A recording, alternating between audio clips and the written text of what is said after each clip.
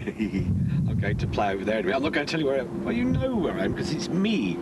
And if you've just joined us for the first time, I am that raging anorak. I am that fella, and I love watery wireless. So where have we brought you? We've brought the MediaZoo TV mob down to the coast. With a lorry in the background, but never mind, it's real. The seagulls are real as well. This is not a tape. There are no sound effects. And we've come to see the Radio Caroline ship is over there. Look, in its splendid glory. Painted red, the lady, as they call her. And why are we here today? Because on August the 19th, the ship was raided. And it's midday, they'll be replaying much of that today. And we'll have some little extracts of it as well. Hopefully, if we can find our way around, we'll be paddling out on a ship to go to that ship, if you follow my logic. And David, the cameraman, will probably get seasick. It's as calm as a mill pond. It's about 2 yards. And David, stop it. We're just going to have fun and go and play watery wireless for the day. So anyway, stay with us. Dave's behind the camera. Ish, yes, that's his interpretation of the boat rocking. Sad, really. And we'll show you around the ship a little bit later on with Peter Moore. Don't go away. Crikey, that was quick. Have you recovered from being poorly? Are you still feeling seasick? This thing is like a mill pond today, but what can I tell you? We're on the Ross Revenge, the radio ship of Radio Caroline, with all sorts of geezers running around. Somebody's making rude suggestions from the other room, but it doesn't matter. This guy looking nonchalant up to my left, yes, left, is Peter Moore, the general manager, station manager, who's just been broadcasting rather an emotive plea, I think, to almost let me go and play big wireless again on the seas. Ish. No, we don't expect anybody's going to let us do that. We've got to find a new future for this interesting vessel, but of course retaining it as our base. Well, one of the reasons we're here today is because you actually let people come and see the history of the ship, which is quite an important part of radio history in my book. Well, I think it is, because Radio Caroline's been operating now for 33 years or so, and for almost all its history and career, it's been invisible.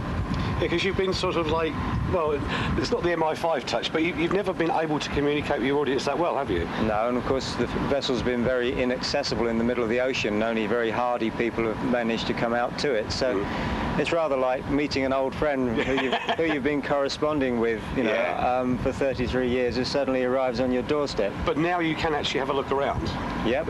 So what we're going to plan to do is actually have a little taster of, if you come out to the ship, which I do suggest you do, because it is great fun, and there's definitely an atmosphere on board which is different. That's the galley. Is that the galley, is it? Where you just feel like going to sleep because it's so restful. But it is worth popping out, and we'll tell you how to do that later on. But can we have a little taster of what people will see when they come out here? I mean, we're on the main deck now, yeah? Yeah, this is what they call the shelter deck. But what we tend to do with the ship, because it's very tall, is go to the top and work our way down. Should we do that? Let's do that now. Right. Okay, so we're now on the bridge of the Ross Revenge bridge. Did you actually used to drive it from up here then? Is that the deal? Well, I've never driven this one. I hope very much I will. But the bridge of the ship, as you correctly call it, is more or less in the same condition as when she was a trawler and has all this wonderful heavy-duty equipment. Can you give us a quick sort of preview, if you like? It's beautifully made, and you couldn't make one like it. There's not enough money in the world, but this is the good old-fashioned engine room telegraph, which you see in all the war films, going full ahead, full astern. Yeah. And that communicates down to the engine room, which is several decks down. And the skipper of the ship would mostly sit here, and he has the ability to steer the ship by means of this little lever, which is how they steer the big channel ferries these days. But also... Because I've just suddenly realised there's no big wheel. Well, I'll show you a wheel in a minute. The wheel is not essential. I mean, here is a nice old-fashioned binnacle compass, which I'm afraid... What does that mean in non-sea sort of speak? It shows you which way you're going. Oh, that'll do. I suppose I have to sadly say that one day this will end up in a theme pub, but not for many years yet. Good. And if we go slightly further into the centre of the bridge, here is the wheel that you mentioned, Yeah. which actually is just like an electrical switch which communicates down to the steering compartment at the back of the ship. It's not sort of huge change in old-fashioned technology. It's actually quite new technology then. Just a switch. Oh, right. Point it that way, you go that way, Yeah. or conversely the other way around. Okay. We have radar. You have ship to shore, obviously. We have ship to shore, which you can hear. Currently, although you're moored here at Sheppey, doing your temporary broadcast, do you have to sort of conform to the normal sea qualifications, effectively? Well, we don't have to conform to full marine specifications because we're anchored firmly fore and aft on 2 big mooring buoys, but we do have to keep listening to this VHF on a continuous basis in case we're called up or in case we require to send a message or we see a situation of distress. So the bridge is usually manned.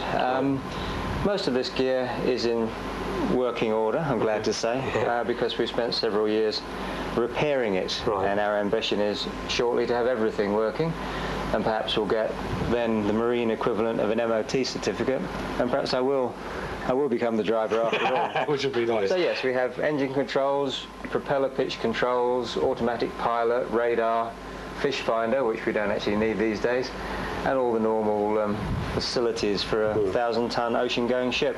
1,000-ton. Yeah, right. Okay. Right. But back to the radio a minute, because if I remember rightly, the room next door to this used to be your newsroom, didn't it? In the offshore days. Everything has a dual function. This is the newsroom and the chart room. Let's go and have a look. Okay, so we've now moved into what was your newsroom, chart room before that as a trawler, I guess. That's right. And today your sales office, effectively. That's correct. Talk about multi-function. So yeah. what was it like when it was a newsroom as such? It was really very basic, but it worked. The news came into the ship from news reports from other stations and television. You nicked them. Well, basically, yes. And it was rewritten in a subtle way, and although it's all very cluttered now, the newsreader would connect down to the studio using this panel here and a microphone which is not present at the moment, give out his news, and then go back to the programmes. There was a teletext television in the corner there. That is a subtle hint as to where some of the news came from. But the original function was as a chart room for the ship. Have you still got charts? Oh, you have? We have charts of all distant waters, Murmansk and places like that, where the vessel used to go in its original role. Because there was a sister ship to this as well originally, wasn't there? Oh, there are various. Yeah. There's, they call them cat boats. I don't really know why. No, bloody fine. Well, I think some of the fleet were Jackal, Tiger, etc. How this one became Revenge, I don't know. Because Revenge isn't a cat. But well, this was a chart room, and this Dalek device here is a gyroscopic compass, which does still function and is very accurate, although we have no use for it at the present time. The purpose of this was when the Ross Revenge was so far into the Arctic Circle that the magnetic compass wouldn't function. So this is a gyroscopic compass, which isn't affected by the changing magnetic field. And it's all such durable gear that it's still serviceable. One day perhaps we'll need it, we don't know. Yeah, okay. And there's all this sort of bits and pieces as well, if you need it, which is the Radio Caroline, what is it called? Last of the Pirates book.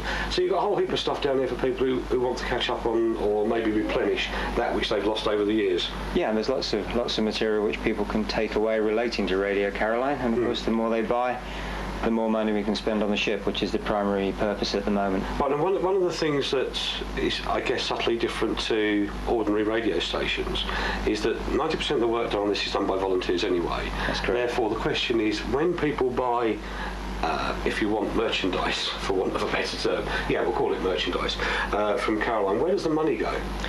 Well, I've always been very careful to make sure that our finances are impeccable, because I know that offshore radio does have a slightly tricky history financially. We have a central fund, and all of our activities, be it donations or merchandising or any other activity which earns money, goes into that fund, which is called the Radio Caroline Support Group. And then all money is spent from that fund, and I make sure that the members of the Supporters Club get a regular financial statement of all incoming and outgoing It's almost like money. any directors looking after it then. Well, I just thought if people are very generous, so long as they know that money's being spent correctly. I'm sure they don't want to think I'm going down the pub with it or anything like that. So if I show them precisely where their money has gone, every gallon of diesel and every can of paint, and they can see progress happening, and clearly you can see progress happening around the ship compared to what it was like. And if they hear us on the radio and they know that their money has helped that happen, they're remarkably patient and remarkably generous people, and without them we'd have nothing. Okay. Well, I can vouch for that fact, because from a couple of years ago, when it first had the nasty accident and actually got itself off the sands, which is a very unusual story in its own right, it was a mess, shall we say. And compared to that, well, I was going to say, it's completely different. People looking at the vessel for the first time via your film might say, gee, that's a bit of a wreck. But it isn't. It's basically very sound. But in 1991, when it was dragged in from the Goodwin Sands, then it certainly was a wreck. Yeah, there wasn't a single piece of hardware worked on the ship. You couldn't turn a light bulb on. You couldn't turn a tap on. You couldn't keep yourself warm. It was dripping with water. It was horrible, wasn't it? Well, yeah, it had been seriously flooded, and before that, it had been suffering from condensation for years due to our inability to heat it. But it just is a comment on how well the ship was built. Yes. But it's just survived the whole lot. It's the strongest ship I've ever seen. Okay, well, we'll take a look at some more of the ship in a second, but I've got to ask Dave. This is right up your street, isn't it, Dave? I bet you want to take that home as well, don't you? Yes, we're looking at the Z-Zenders jingles. Dave is a complete anorak where it comes to jingles. And that's probably why on the website there's Dave's Jingle Junkies. So there we have it. We've come down the floor from the bridge into the record library, and I do mean record library. It is, isn't it? Splendid, isn't it? Where's the CDs gone? Well, we have a few. Hang on, let me... What I wanted to say, you can't get away from the sound of the station. It's sort of on monitors all everywhere, directions. all the cabins. This was the captain's cabin. It was separated into two originally, a sleeping area and a day area. We've taken the wall down. And as you can see, it's self-evidently full of singles and albums. And they're genuinely vinyl things. Those black things that go round and round. Very confusing for our Dave, because he tries to force them into CD players and they break. But there's something nice about vinyl, isn't it? I don't know what it is, but it just feels good. The albums and the covers, they have a nice feel to them. You know, they're big and old-fashioned. Mind you, you say that about CDs. I recently made a fool of myself by trying to turn a CD over. I didn't know that it didn't play both sides. Very good, very good. Now this lot here, how much of this came back from the Dutch authorities, and how much has been added to recently as a clue? It's about a 50-50 split, really. I mean, every record was taken off the ship by the Dutch in 1989, and then later they gave it all back. Right. But equally, our supporters donated about the same quantity of records all over again, and we've had to blend the collection together. Okay. It does mean we have duplications, but that's okay, because vinyl sometimes gets scratched. But there's an awful lot more than you see hidden away all over the vessel. This is what we regularly use. People say how many records you've got, and I really don't know, but I take an educated guess at between 8,000 and 10,000. Well, now the other nice thing, if you're a radio type person, is not only have you got this 8,000 to 10,000 lying here, but very quickly, because one of the studios is free at the moment, isn't it? Yeah. We'll go from the record library here, dive out of this door. Ah, it was empty. Is it actually nice to be on air? Have a quick look. Oh, there's a Mr. Reese in here, but he won't mind if we come in for a moment and annoy him like everybody else. Put that on the door. Yeah. What do you mean, no entry? Well, I was going to put it there to help you. Were you? Just say hello to them. Hello there. He's like that. What are you doing in here? Tell us what the studio is quickly. Right, this was the Dutch studio, but we use it for production now. Yes. Making advertisements for our fine clients. Yes. And also we use it for sort of hanging about and hoping people don't burst in with cameras. Oh, is that the deal? Yeah. Oh, well, thank you so much. It looks a bit old by today's standards. Does it still function okay? It does still function okay. Everything functions okay. Yeah. In a fashion. It's got one of these things. It's got a thing with tape. A thing with tape. Yeah, so it's a real thing with tape. Yes. Yeah, no, we do a lot of editing on that for the advertisements before we transfer them to cart. Okay. You either use that or mini disc. Or mini disc. Yeah. Ah, the new technology. Mini disc. There you go. So we've better get out of your face, haven't we? Well, Because you want to make some adverts, don't you? Yeah, might want to, yeah. Okay, just very quickly, through that window over there, which is to my right, is the actual on-air studio at the moment. Who's in there? Richard Bismarck. Richard Bismarck, nonetheless. I can't really kind of see Richard through the haze, but another studio... He doesn't mind being annoyed. I'm sure you can go in and annoy him. But it's got funny knobs on it. That's what's confused me. It's the 1960 1960. Gates valve mixer. And it still you get works. beautiful sound out of it, as you do with valves. It's all very well having new technology. Yes. But it doesn't sound as warm as the old ones. He said being Anoraki. Yes, as you are. But it's true. Yeah. Okay, well, we're going to annoy Richard. Thank you, darling. You carry on with your production. Well, thank you very much. I'm sure it'll be wonderful. It's lovely to see you again. Mr. Rees, it's always your pleasure. Yeah. Right, well, we're now in the bowels. Well, not quite in the bowels yet, but we're getting there slowly but surely. In the engine room, which is really neat. Bad man, Eric. Must always come down the staircase on the ship. Backwards. Backwards. I've just been told off. There we are. Oh, well, ho-hum. Oh, it doesn't half look smart down here. It's neat. Tell us what we've got here. Well, this is the engine room. We're sort of in the intermediate level. There's a gantry above us. Yeah. There's the engine plates one level below us. And we're actually standing on the walkway around the main engine. But if we look over to the right, I mean, this looks like working equipment. That is working equipment. Oh, right. We have here a 120 kilowatt DC Deutz generator, which is part of the ship's original power system, nothing to do with broadcasting. And just by the generator is the ship's original switchboard, which is fully functioning. But the great thing is we're standing on the engine, and we're about 10 feet above the ground. Oh, right. And the engine is a 10-cylinder Werkspoor marine diesel. It's a beautiful thing. Does it actually work? Works beautifully. It runs very slowly and very quietly. It's turbocharged twice. There's an enormous turbocharger each end, and the turbochargers on these things are about as big as a decent-sized car engine is. I love it. It's just beautiful, old-fashioned technology, and the reason these ships last looks is so because, beautiful. well, they're all under stress to work forever, because you appreciate when you put an engine in a ship like this, you can't ever take it out. Is it true? Yeah, so if the engine fails, your ship's dead, which is why we take so much care of this one. Is it true that some of the main engine of the ship is actually started by compressed air or something? All the machinery down here is compressed air started. There are two compressors down on the lower level. One is under repair and one is serviceable. And they put air into two big cylinders which are behind me, and they compress the air to about 450 pounds per square inch. Wow. And then at the given moment, the engine is arranged in such a way that we shove this compressed air into a cylinder that spins the engine over, and she starts right up. Oh, That's cool. the way most marine So engines are started. So that's the sort of, if you like, electricity powerhouse. Well, that's only a bit of it. We have one generator here. There's a sister one on the other side of the engine. There's a smaller one below here and behind me, which we use for harbour use. Yeah.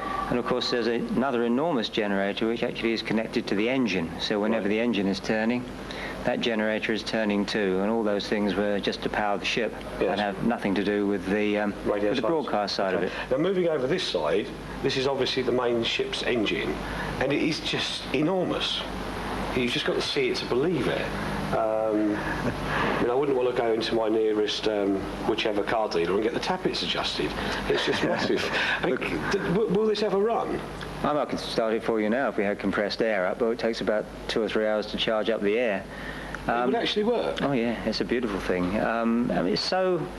You see, you can't have a ship break down. They always have to be able to get back home. So, yes, that's right. Although this is a 10-cylinder engine, if something goes wrong with a cylinder or two, you can take them out of circuit, run on 9, run on 8, run on 6 right. or less if you have to. Yeah. If everything goes wrong with this engine, you can run these generators and turn the shaft generator into a motor. You can run on that. Because I can't... It's quite true. I've never heard of a ship actually not having power left. It's very unusual, very catastrophic. Right. And when the ship was actually working, I mean, how many people would be around here looking after the thing? We have a chief engineer, a second engineer, and then 3 or 4 oilers that would just walk around observing everything on a continuous basis. Were they actually kind of oiling things up all the time? Oh yes, you see, you put the oil in here. Yeah. Every few minutes you top up the oil on the rockers and the push rods and the valve tops, and the valves themselves are water cooled because they get so incredibly hot. Every cylinder head has its own temperature gauge. The exhaust temperature of each outgoing exhaust is metered because the temperatures are very important. Okay. And in this way you get an enormously robust and reliable engine. I mean, this one is 37 years old now. 37? And it still works a treat. Okay, so that's that bit. What I think we ought to do quickly now is go and have a look where the big transmitters were. Well, you're going to be a bit disappointed, but never mind, let's approach it with an open mind. Absolutely. And what you must remember on a ship, never run, never whistle, Never whistle? No, it whistles up a wind. Oh, right. Always look out where you're going, because there's Nasty bits. They come down the stairs backwards. And those long-tailed rodents, which tend to... you must never call them what they're called. You must call them Bradford lads. Oh, right. So you'll be all right. Bradford lads. You follow those rules. Come this way and watch out for the Bradford lads. Right.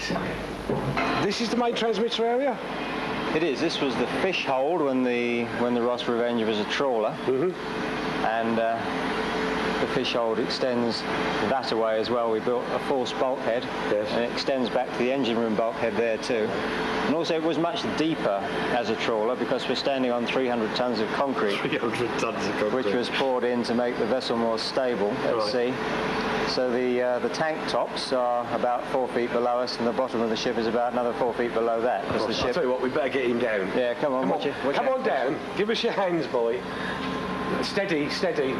Here, he came down the stairs the wrong way as well. You're nearly on... That's enough. Don't walk down any more stairs, because you'll definitely fall over. And what did you say was through here? Well, this is the broadcasting department. Right. Behind our wonderful cameraman is our RCA 50 kilowatt ampliphase AM transmitter. Yes, I'm sure every anorak is actually glued to every word of that. Well, that's right. Yeah. Unfortunately, that transmitter was dismantled during the raid, and there is no valid reason for putting it back together just at the present time, but like everything else on the boat, we hope it will work again. And hidden in the darkness are 2 more standby transmitters. But through here, and it's relatively quiet today, is where the power comes from to run these things when we're broadcasting flat out. Are you still aiming to restore every part of it? Because I would have thought one of the beauties of the ship is that it is a floating museum to radio anyway, come what may. Absolutely. I mean, the more things we can make serviceable, the happier we are, and the happier our supporters are. We don't know at this stage what opportunity we're going to get to use this gear, but certainly... It's nice to have it all in one piece. Well, if it's ready to use, the possibility is there. Unlike here, which is an essential part of the boat. Right.